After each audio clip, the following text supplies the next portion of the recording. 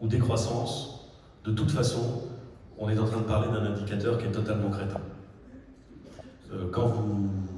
La croissance, ça se mesure à l'augmentation du PIB, c'est-à-dire au fond à l'augmentation de la valeur du PIB. Au sens de la comptabilité nationale et du PIB, faire et défaire, c'est toujours faire. Vous construisez une tour, vous créez de la valeur, vous la détruisez, vous déblayez les gravats, vous créez de la valeur, vous la reconstruisez, vous créez de la valeur.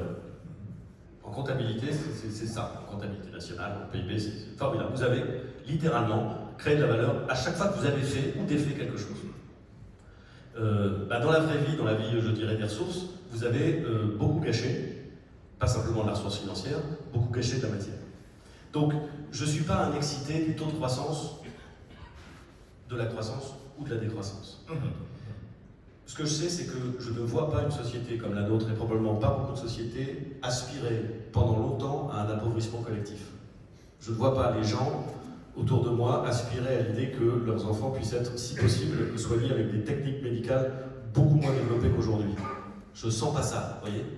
Je ne vois pas le besoin ou l'envie de s'appauvrir collectivement. Ce que je vois aussi, c'est que, compte tenu du nombre et compte tenu de l'usage qu'on fait des ressources de la planète, c'est pas qu'on va, c'est qu'on a un problème. Et donc le nier me paraît, là aussi, totalement dingue.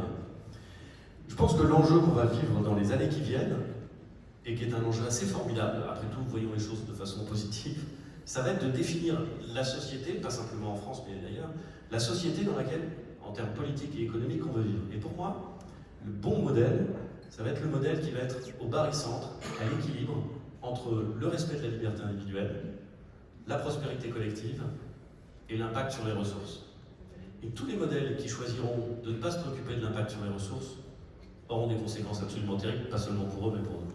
Mais tous ceux qui auront comme ambition de régler la question de l'impact sur les ressources au détriment de la liberté individuelle sont, de mon point de vue, également à proscrire.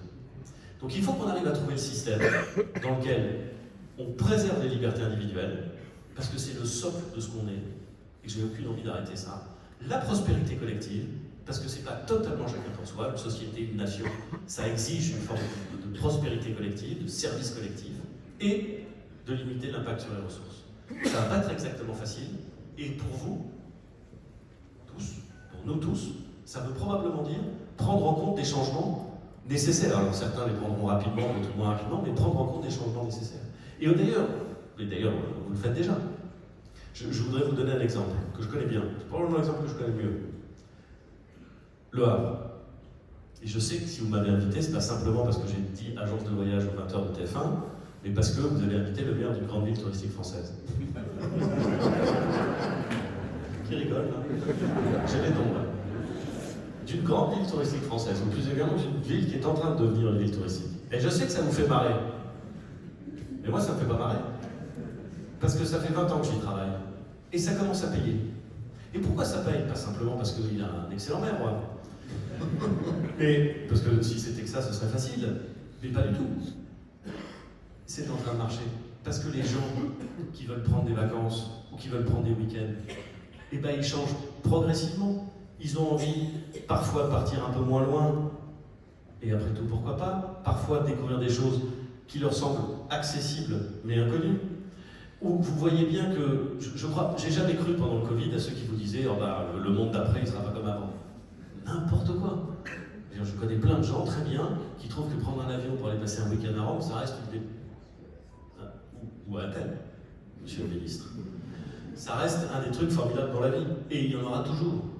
Aussi longtemps qu'il y aura des avions. Et s'il n'y en a plus en avion, eh ben, il y aura toujours des trains.